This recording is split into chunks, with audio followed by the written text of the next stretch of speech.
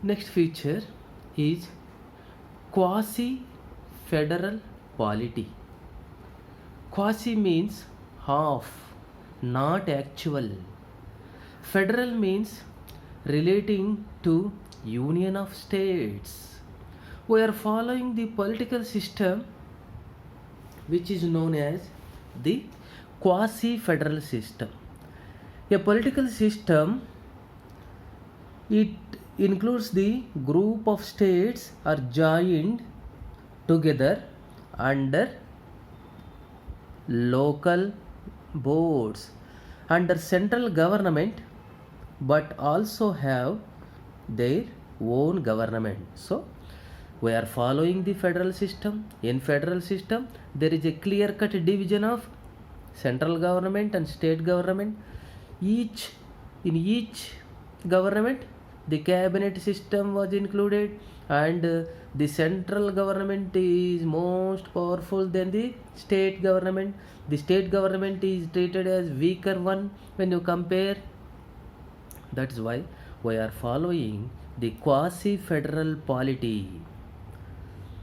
So there are local boards, municipalities, etc. Strong central government and weaker state government are emerged in this system, and through the constitution the central government is treated as strong and the state government is treated as weaker government. Of course, we are following the quasi, not full form of federal polity. It is off, not actual federal system, political system we are following. So this is the another salient feature of our Indian constitution. Next, fourth one, republican government.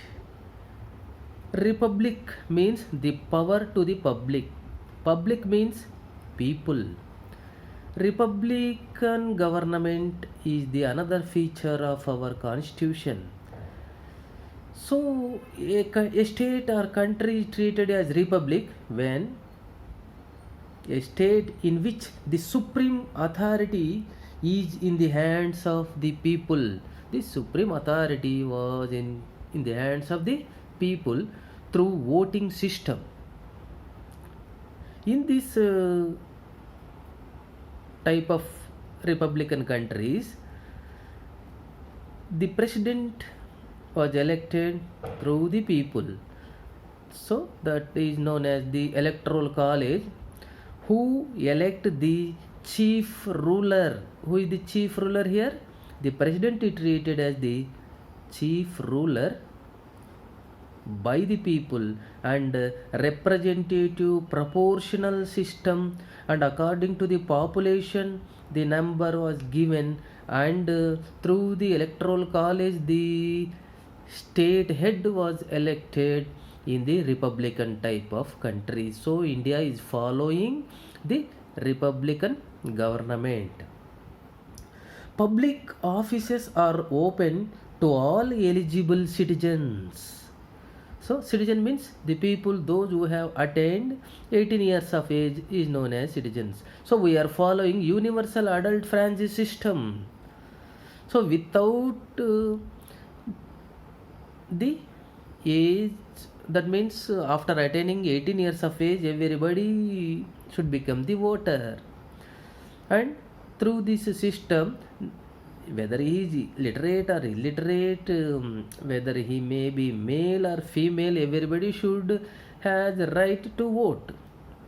So in this republican system, no place for hereditary principle. In kingdom or kingship, after the death of the father, automatically his son may become the ruler. But here the state head was not elected like this. So the chief ruler, the president election was by the people, and it is a democratic system. It is the representative system, and the president was elected without hereditary rule or principle. He is not a monarchy. Monarchism is nothing but the anti-democratic. People choose the government and the president. So there is no place for hereditary.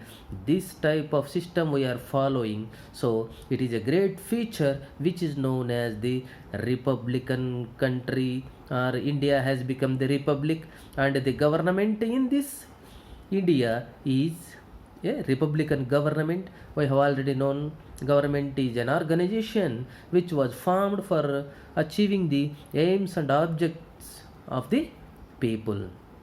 That is why this system is known as republican system. Next, fifth one, parliamentary government. National legislative body is emerged and origined with the parliamentary system. What is parliament? Lok Sabha and the Rajya Sabha is known as the parliament. What is parliamentary system? India is a diversified society. There is a great unity in diversity. There are many form of governments.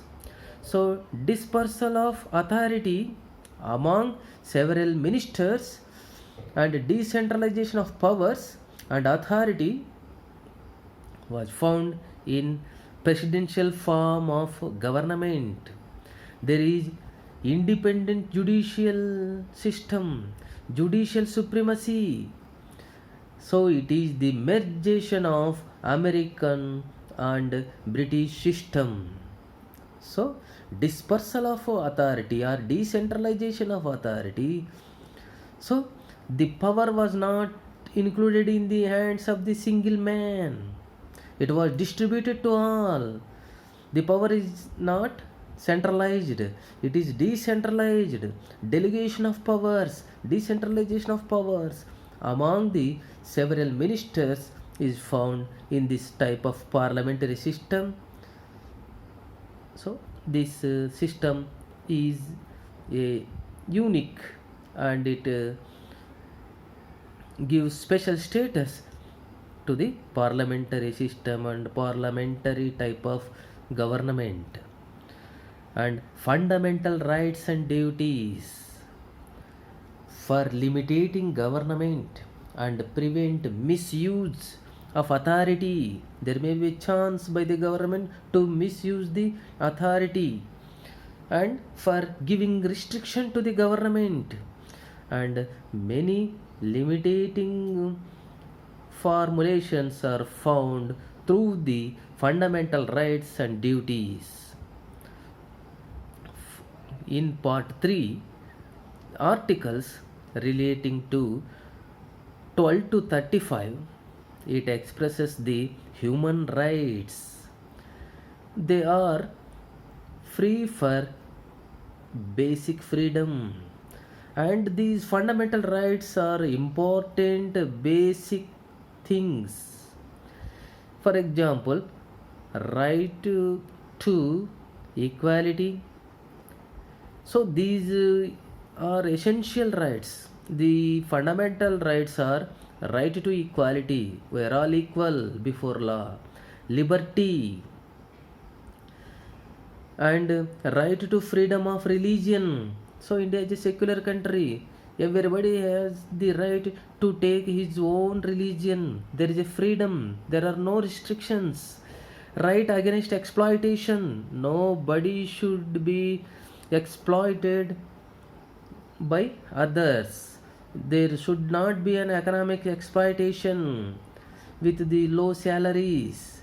That's why the right to against the exploitation, and right to freedom of religion, and right to education. Everybody has right to be educated, and the right to cultural rights, right to control remedies.